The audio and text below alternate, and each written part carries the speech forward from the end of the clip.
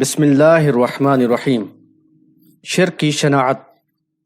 اس سے قبل پوسٹ میں ہم نے شرک کے معنی اور اس امت میں پھیلے ہوئے کچھ مشرکانہ عقائد و اعمال کے بارے میں بتایا تھا۔ اس پوسٹ میں ہم نے اللہ کا حکم بیان کر دیا تھا کہ شرک کی حالت میں وفات پانے والے کے لیے اللہ تعالیٰ نے ہمیشہ ہمیشہ کی جہنم لازم اور اس پر جنت حرام ہونے کا اعلان کیا ہے۔ اس پوسٹ میں ہم انشاء اللہ تعالی قرآن و حدیث سے ان باتوں کی مزید نشاندہی کریں گے کہ شرک کس قدر شنیع فعل ہے۔ سورۃ الانعام میں اللہ تعالیٰ نے 18 برگزیدہ انبیاء علیہم السلام یعنی اسحاق، یعقوب، نوح، داؤد، سلیمان، ایوب، یوسف، موسیٰ، ہارون، زکریا، یحییٰ، عیسیٰ، الیاس، اسماعیل، یسع، یونس، لوط علیہ السلام کا ذکر کر کے فرمایا اعوذ باللہ من الشیطان الرجیم وَلُوطًا وَكُلًّا فَضَّلْنَا عَلَى الْعَالَمِينَ وَمِنْ آبَائِهِمْ وَذُرِّيَّتِهِمْ وَإِخْوَانِهِمْ وَاجْتَبَيْنَاهُمْ وَهَدَيْنَاهُمْ إِلَى صِرَاطٍ مُسْتَقِيمٍ ذلك هدى الله يهدي به من يشاء من عباده ولو أشركوا لحبط عنهم ما كانوا يعملون۔ سورۃ الانعام آیات 86 تا 88۔ ترجمہ۔ اور لوط کو بھی ہم نے ہر ایک کو دنیا والوں پر فضیلت عطا کی اور ان کے آباء و اجداد اور اولاد اور بھائیوں میں سے بھی، اور ہم نے ان کو منتخب کر لیا اور راہ راست کی طرف ان کی رہنمائی کی، اور یہ اللہ کی ہدایت ہے، اس سے وہ اپنے بندوں میں سے جس کو چاہتا ہے نوازتا ہے، اور اگر بے فرض محال وہ شرک کر لیتے تو ان کا کیا ہوا سب ضائع ہو جاتا۔ سورۃ الزمر میں مزید فرمایا وَلَقَدْ أُوحِيَ إِلَيْكَ وَإِلَى الَّذِينَ مِن قَبْلِكَ لَئِنْ أَشْرَكْتَ لَيَحْبَطَنَّ عَمَلُكَ وَلَتَكُونَنَّ مِنَ الْخَاسِرِينَ۔ سورۃ الزمر آیت نمبر 65۔ ترجمہ۔ اور یقیناً اے نبی صلی اللہ علیہ وسلم، آپ کی طرف اور ان سب پیغمبروں کی طرف جو آپ سے پہلے ہو گزرے ہیں یہ وحی بھیجی جا چکی ہے کہ اگر تم نے شرک کیا تو تمہارے اعمال ضبط کر لیے جائیں گے اور تم یقیناً خسارہ پانے والوں میں ہو جاؤ گے۔ انبیاء علیہ السلام کبھی بھی شرک کرنے والے نہیں ہوتے، بلکہ وہ تو شرک کو ختم کرنے کے لیے آتے ہیں۔ یہاں شرک کی شناعت بیان کرنے کے لیے ان 18 انبیاء کا نام لے کر اور پھر سورۃ الزمر میں نبی صلی اللہ علیہ وسلم کو مخاطب کر کے فرمایا گیا کہ کہیں اگر ہمارے یہ نبی بھی استغفر اللہ شرک کرتے تو ان کے سارے اعمال، ان کی صلاح، ان کے تہجد گزاریاں، ان کے صوم، ان کا اللہ کی راہ میں نکلنا، یہ سب برباد ہو جاتا اور وہ اللہ کے ہاں نقصان اٹھانے والوں میں ہوتے۔ مشرک قومیں تباہ کر دی جاتی ہیں۔ سورۃ الروم آیت نمبر 42۔ قل سیروا فی الارض فانظروا کیف کان عاقبۃ الذین من قبل کان اکثرهم مشرکین۔ ترجمہ۔ کہہ دو کہ زمین پر چلو پھرو، پھر دیکھو کیا انجام ہوا اس سے پہلی قوموں کا، ان کی اکثریت مشرک بن گئی تھی۔ اس آیت میں بتایا گیا کہ جن قوموں میں لوگ کثرت سے شرک کرنے لگتے ہیں ان پر اللہ کا عذاب آ جاتا ہے۔ قرآن و حدیث میں کئی اقوام کا ذکر ہے کہ اللہ تعالیٰ نے ان کو عذاب سے ہلاک کر دیا۔ سورۃ الانعام کی آیت میں بتایا گیا کہ امن و ہدایت کن کے لیے ہے؟ الذین آمنوا ولم يلبسوا ایمانہم بظلم اولئک لہم الامن وہم مہتدون۔ سورۃ الانعام آیت نمبر 82۔ ترجمہ۔ جو لوگ ایمان لائے اور انہوں نے اپنے ایمان میں ظلم کی آزمائش نہیں کی انہی کے لیے امن ہے اور وہی ہدایت پر ہیں۔ جب یہ آیت نازل ہوئی تو صحابہ کرام رضی اللہ تعالی عنہم اجمعین نے نبی صلی اللہ علیہ وسلم سے عرض کی کہ ہم میں سے کون ہے جس نے ظلم نہیں کیا؟ تو اللہ تعالیٰ نے نازل فرمایا ان الشرک لظلم عظیم۔ سورہ لقمان آیت نمبر 13۔ ترجمہ: بے شک شرک سب سے بڑا ظلم ہے۔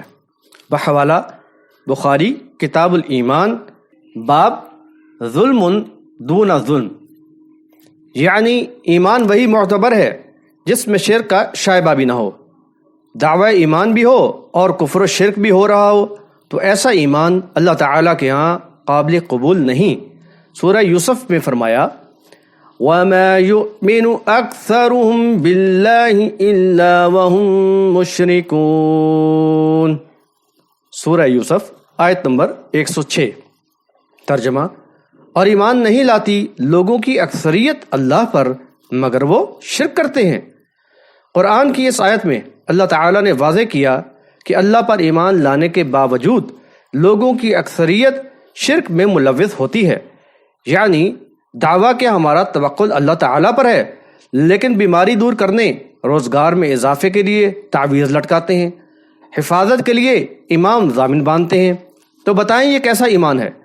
جب توکل اللہ سے ہٹ گیا اور دوسری چیز پر ہو گیا تو یقیناً یہ شرک ہو گیا۔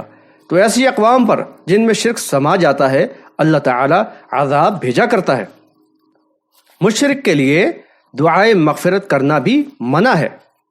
سورہ توبہ میں اللہ تعالیٰ فرماتا ہے ما كان للنبي والذين آمنوا أن يستغفروا للمشركين ولو كانوا أولي قربى من بعد ما تبين لهم أنهم أصحاب الجحيم۔ سورہ توبہ آیت نمبر 113۔ ترجمہ: نبی صلی اللہ علیہ وسلم اور ایمان والوں کے لیے یہ مناسب نہیں کہ وہ مشرکوں کے لیے مغفرت کی دعا کریں، خواہ وہ ان کے قریبی رشتہ دار ہی کیوں نہ ہوں، جبکہ ان پر یہ بات واضح ہو چکی ہے کہ وہ جہنمی ہیں۔ سورہ حشر میں ایک طرف خود اللہ تعالیٰ نے مومنین کو اپنے سے پہلے گزرے ہوئے لوگوں کے لیے دعا کرنا سکھایا، لیکن کس قدر بد نصیب ہوتا ہے یہ مشرک کہ اللہ تعالیٰ نے نبی صلی اللہ علیہ وسلم اور ایمان والوں کو منع کر دیا کہ وہ کسی مشرک کے لیے مغفرت کی دعا نہ کرے۔ صلاۃ المیت میں بھی دعائے مغفرت ہی ہوتی ہے، لہذا جان لے کہ ایسا شخص جو شرک پر مرے اس کی نہ ہی صلاۃ المیت ادا کریں اور نہ ہی کسی اور وقت اس کے لیے مغفرت کی دعا کریں۔ مشرکین سے نکاح بھی منع ہے۔